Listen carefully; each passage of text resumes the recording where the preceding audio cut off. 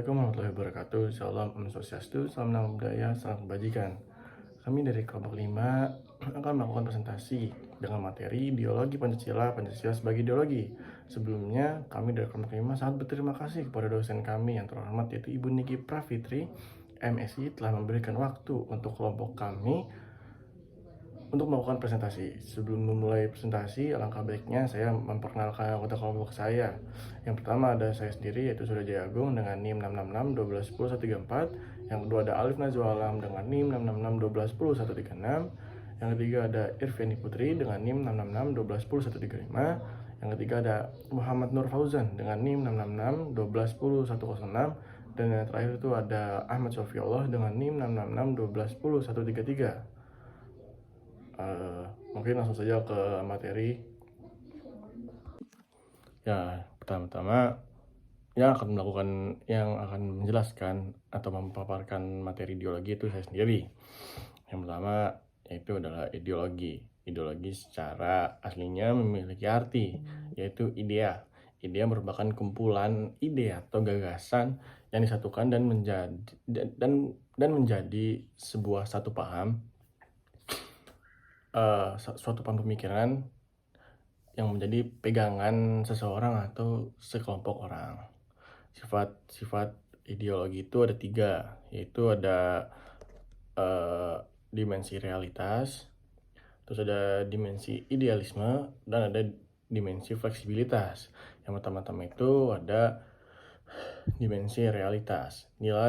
Dimensi realitas itu merupakan nilai yang terkandung dalam dirinya atau bersumber dari nilai-nilai yang hidup dalam masyarakat, terutama pada ideologi itu lahir, sehingga mereka betul-betul merasakan dan menghayati bahwa nilai-nilai dasar itu adalah milik mereka. Dan Pancasila mengandung sifat dimensi realitas ini dalam dirinya. Terus yang kedua itu ada dimensi idealisme. Dimensi idealisme itu merupakan ideologi yang mengandung cita-cita yang ingin dicapai dalam berbagai bidang kehidupan, bermasyarakat, berbangsa, dan bernegara. Pancasila bukan saja memenuhi dimensi idealisme, tetapi juga berkaitan dengan dimensi realitas. Terus yang ketiga itu ada dimensi fleksibilitas. Dimensi fleksibilitas itu merupakan ideologi untuk memberikan penyegaran, pemeliharaan, dan memperkuat relevansinya dari waktu ke waktu sehingga bersifat dinamis dan demokratis. Pancasila memiliki dimensi fleksibilitas karena memelihara dan memperkuat relevansinya dari masa ke masa yang lain. Mungkin dari sesi itu akan dilanjutkan oleh Alif. Silakan Alif. Oke, selanjutnya saya akan membahas tentang hubungan ideologi Pancasila dan filsafat. Ideologi adalah suatu rangkaian cita-cita yang mendasar dan menyeluruh menjadi satu sistem pemikiran yang logis bersumber pada filsafat. Dalam kaitannya dengan filsafat, Ruslan Abdul Ghani dalam Selamat Sutrisno 1986 berpendapat bahwa ideologi dapat dikatakan sebagai hasil filsafat yang sudah datang kepada kesimpulan, yang seakan-akan sudah tegak dan mantap dalam sikap dan pendirian hidupnya, dan yang tidak lagi terbang di awang renungan. Selanjutnya itu ada Pancasila sebagai ideologi terbuka. Ideologi terbuka adalah sebuah interaksi ideologi dengan perkembangan zaman. Ciri khas ideologi ini adalah nilai-nilai dan cita-citanya tidak dipaksakan dari luar, melainkan digali dan diambil dari kekayaan rohani, moral, dan budayanya masyarakat sendiri yang disesuaikan dengan nilai dan prinsip moral yang berkembang di masyarakat, yang dasarnya dari konses masyarakat bukan diciptakan dari negara.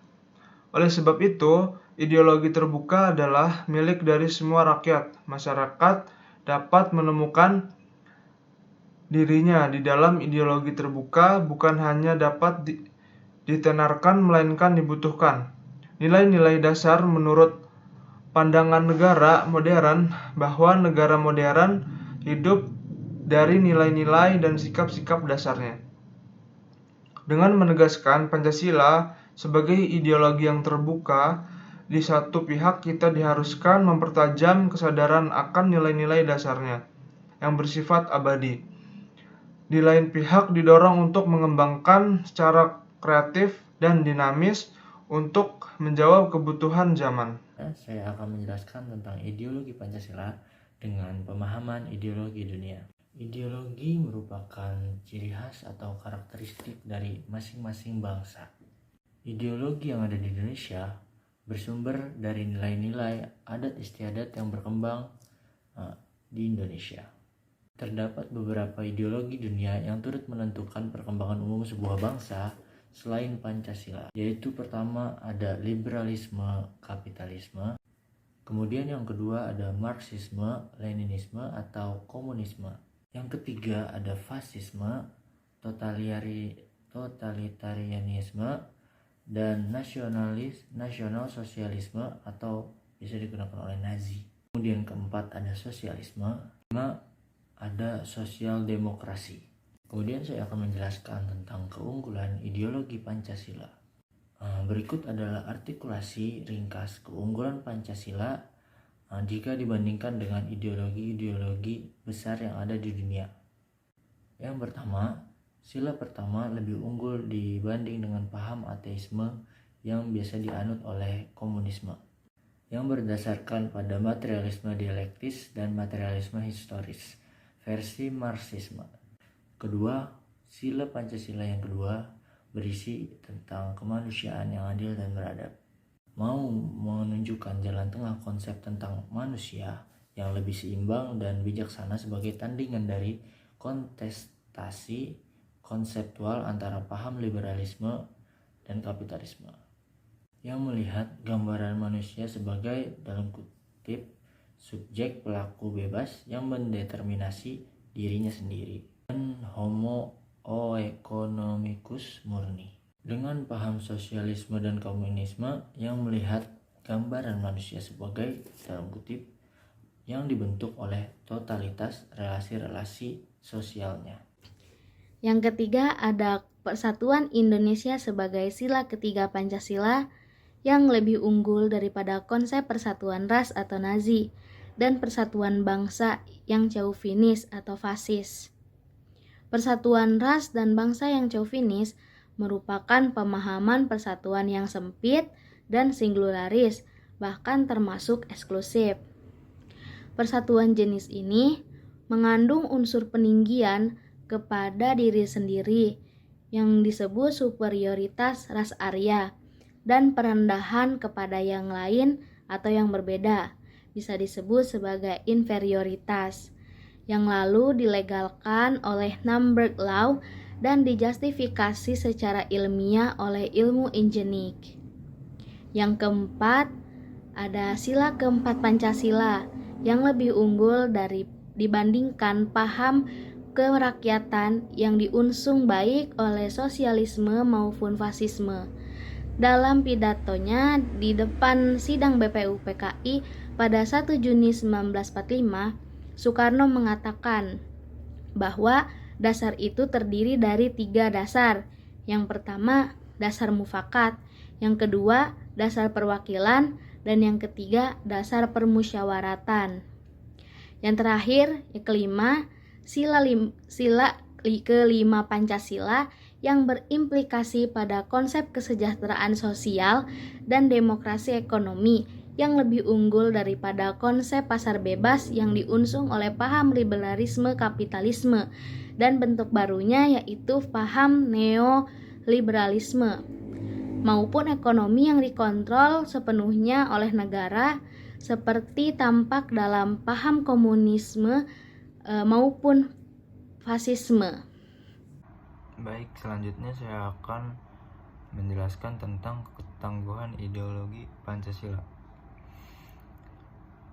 Supaya tetap tangguh ideologi Pancasila, maka yang perlu dilakukan antara lain sebagai berikut. 1.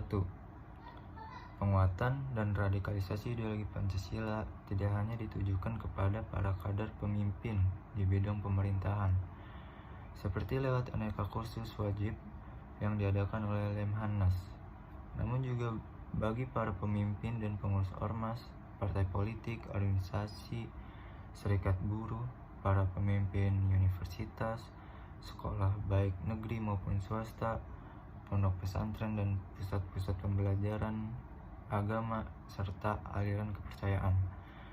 Yang kedua, ideologi Pancasila sebagai benteng identitas nasional perlu lebih digalakkan lagi di wilayah perbatasan atau titik-titik terluar batas wilayah NKRI. Ideologi Pancasila sebagai ikhtiar pembangunan karakter bangsa perlu kembali dimasukkan sebagai kurikulum wajib di semua tingkat pendidikan formal di seluruh Indonesia. Hanya saja dihindari cara-cara penyampaian yang indoktrinatif dan semi-militeristik, seperti pola P4 di masa Orde Baru.